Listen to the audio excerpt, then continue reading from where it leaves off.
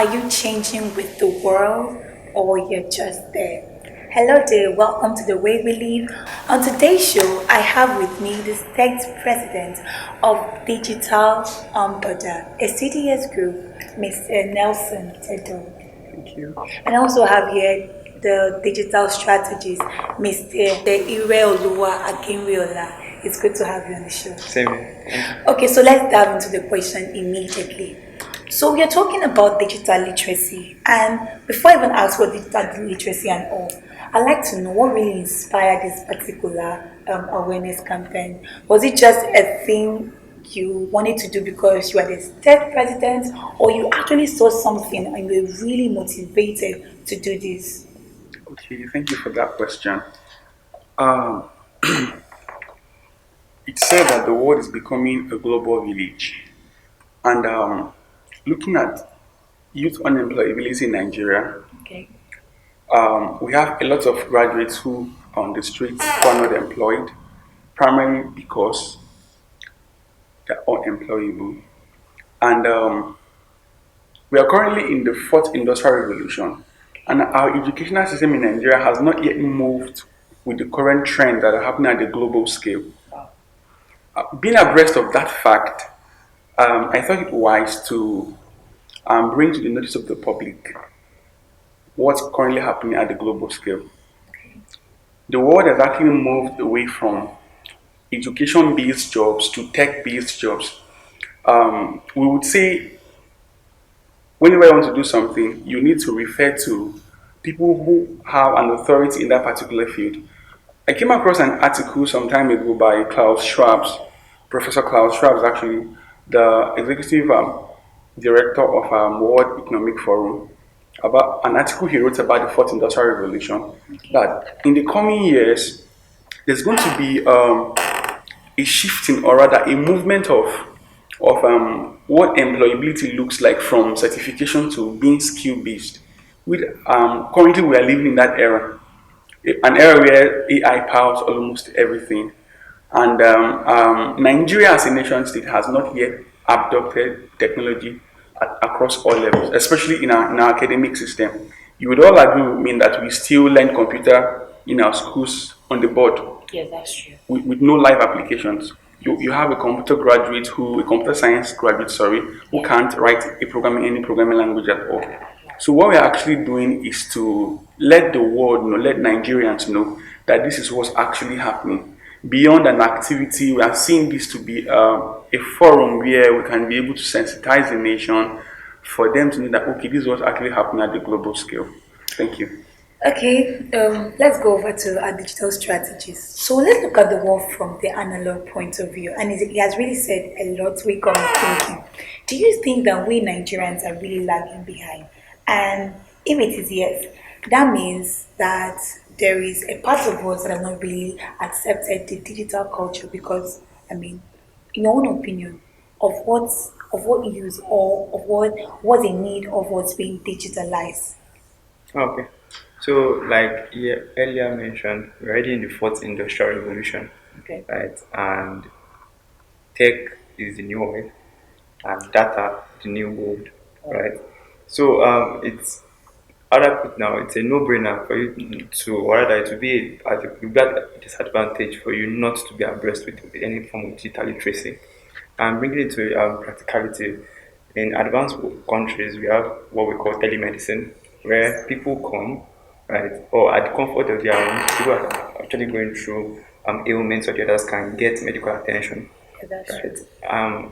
Another way this can be used is I come to there's an emergency and then the patient is carried to an hospital, right? And data of this patient is online by virtue of telemedicine. Data of this patient is online. So from any hospital in the country, I can get basic information of this patient without necessarily the patient being aware. Oh, the patient is unconscious. I need this blood group. I need this. I need that. Telemedicine, I can get all this information. That's how digital literacy and tech in general has made the world advance, and we lagging behind at this point has robbed us of that particular advantage. Okay, so now it's getting quite interesting. So when you say digital literate, at some point in our life, I mean, I can remember when I was in nursery school, I was shown what that very funny computer looks like.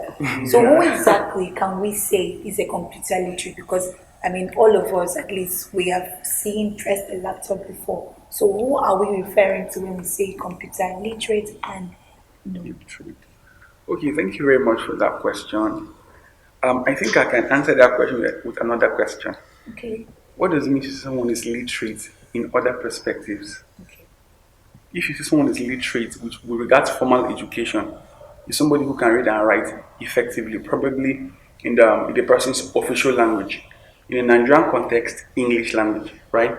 So if you're yes. saying somebody is digitally literate or computer literate, is someone who can be able to use computer technologies effectively across all borders. Thank you. Okay, computer technologies. I'll still come back to that question. But Okay. from the way we're talking, is it new for us? Because the whole data thing you were mentioning, um, um, why do we, I still want to know why do we need this? Because look, we don't have it, and somehow, I know we are not okay, but we move. But why do we really, how can we convince people that we really need this? Especially people who, people in the 18th century, how can we, in the 18th century, how can we convince them that we really need this in our world? All right, so I think 2 years ago, the famous Space Stack was sold, right, for Okay. 200 million, and this was by two individuals, right, just in their early 30s. Right, that's Ezra Luby and his co-founder, that's I think it's, right. These two individuals sold their startup for over 200 million, It's and that's tell huge. you the value that's in the tech. That's tell you the value that is in tech, and many other rising stars are building amazing tech solutions and are raising huge money. We have a number of unicorns in Nigeria, alone, OP, Flutterwave, right? Okay. We have Andela. These Bestie. are amazing tech solutions, and that's tell you that there is potential, there is value in tech, in literacy, just all written from digital literacy, right? So if we can just tap into that value, there's a world of possibility that lies ahead of us. Okay. It's getting interesting again. So now, let's be very, very realistic, right? Okay. Okay. Now, I mean, you say 200 million, and I'm so blown away. I really want to have this money. Mind you, it's not naira, it's dollars. Dollars. Dollars. Oh my God. Okay, so now it's one thing to say it. Now Mm-hmm. it's another thing to do it. Okay. Now the idea of this is to create an awareness campaign. Yeah. So now, apart from just saying, how do you intend to really, really push it out to the people out there that look, this is real, this is important, and you need to, be a part of this. Apart from just speaking English, what other ways do you hope to, clearly pass this message convincingly? Okay. I'll talk a little bit about that question, and then I'll refer it to my co to my co-host, right? If I use the word correctly. Okay. Let me speak from the standpoint of my CDS. Okay. We are called digital onboarders, not just by name, but we actually do digital.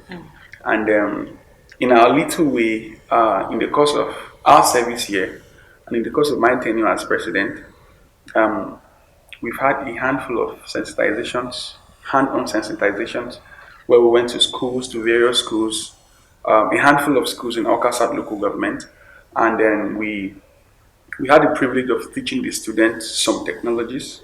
We taught them about web development, we taught them about web design, we taught them about graphics, and we we're able to give them hands-on information on how they can be able to go about being professionals in those areas. Okay. And I'll talk a little bit about this, and then Mr. Irola will take on from there because he's currently working with Anambra State ICT Agency, and the state governor, in person of Professor Soludo, is actually the digital governor of Anambra State, Wow. who has actually embraced technology and the prospects in technology, and is trying to make Anambra a digital state. So, please, sir, over to you. Can you give us more light on that? Okay, okay, okay, okay. I feel that it's not something we need to rush over. So let's just go on a break and then give everybody a chance. In case you're just joining us, this is an opportunity for you to pick your diary and your pen because trust me, you don't want to miss this next segment. We'll be right back.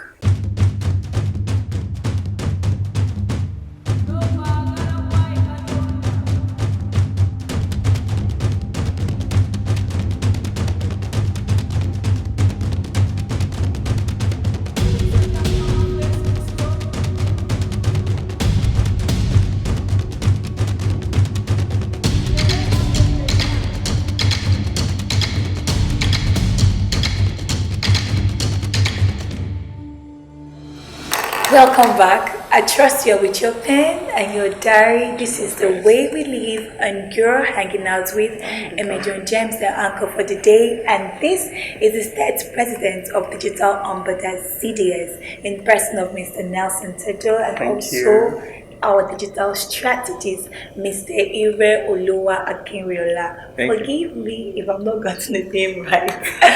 Okay, so let's go back to the Very good. question. Just All right. So following up with the question, right? Okay. How we intend to drive digital literacy apart from the awareness, Okay. right? And coming from the standpoint of the intervention of Mr. Governor, that's Professor Charles Soludo, CFR, the distribution of laptops to our civil servants across Anambra State government has been one major intervention. Because it's one thing to have resources, another thing to have the commitment.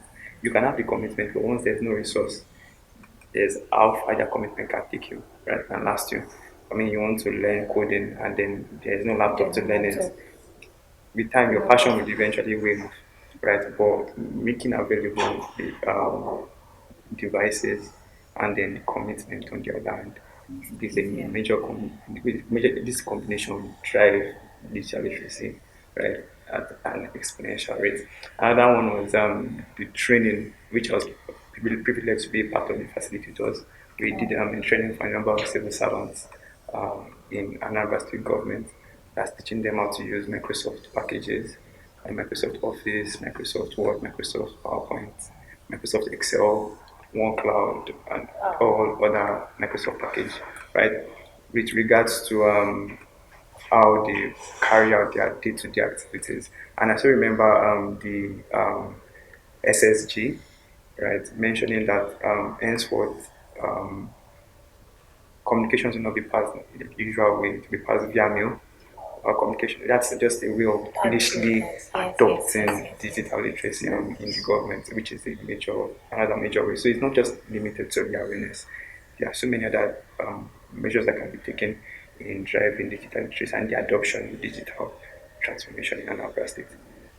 Wow, I'm so impressed. It's actually how so what about our own laptop now. What's Are you for real? Wow, wow. So apparently wow. it's happening in phases. This is the first phase. I think 200 laptops were distributed this particular first phase. So subsequent phases, more laptops will be distributed to our civil servants. Your Excellency, sir.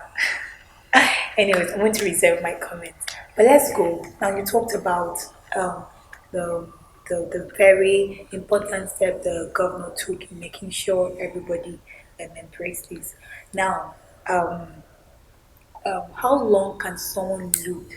Like for instance, I'm given a laptop, I'm given data.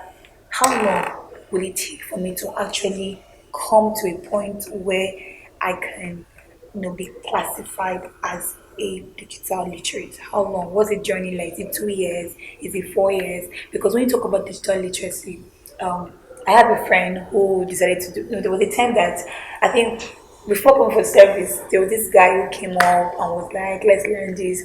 And trust me, the first class, jeez, I'm like, I felt like I was in a math class because it was so complicated. And I'm like, okay. So how long this training? How long are we looking at? So let me come from the standpoint of there are four levels to digital literacy. Okay, There's basic usage, okay, application, and development as the third one. Then transformation, right? For basic usage means that you just want to write a letter. Instead of you having to use your diary and paper to write a letter, you can go on Microsoft Word and and type type it. your letter. That's basic usage, everyday usage, right? For application, it then advances. So instead of you having to write a letter, putting it in an envelope and sending it via the post office, you can now use your email application of tech, right? Development of tech now is another advanced level where you are no longer looking at the everyday usage of manual or analog solutions. You are looking for how to develop solutions digitally to meet your needs, right? Take for example Anambra State. The ICT agency is currently working on a particular project to transform the ID cards of civil servants. So instead of using your normal ID cards, we are now using e-ID cards. So by scanning of the QR code, you can get the basic information About the of person. civil servants Wow. in Anambra. You can verify if this person Is is actually a civil servant or not, right? So that's the third level, which is development, and then there's now transformation, which is beyond these three levels, and as basic as going into the Internet of Things. So now doors are open on their own accord. Street lights are connected to major facilities in the state, so everything is there's this form of interoperability between all aspects of the country or the state. Yeah. so what? So now answering the question with view of these three Yeah, with the levels, stages. Yeah, how long it will take for basic for every usage, yes, for every stage, how long? right? Yes. Dependent on your commitment, right? Dependent on your commitment and proper guidance. Depending on your Okay. commitment and proper guidance, Proper guidance. right? I feel 2 months should be fine. I feel even 2 months is a lot.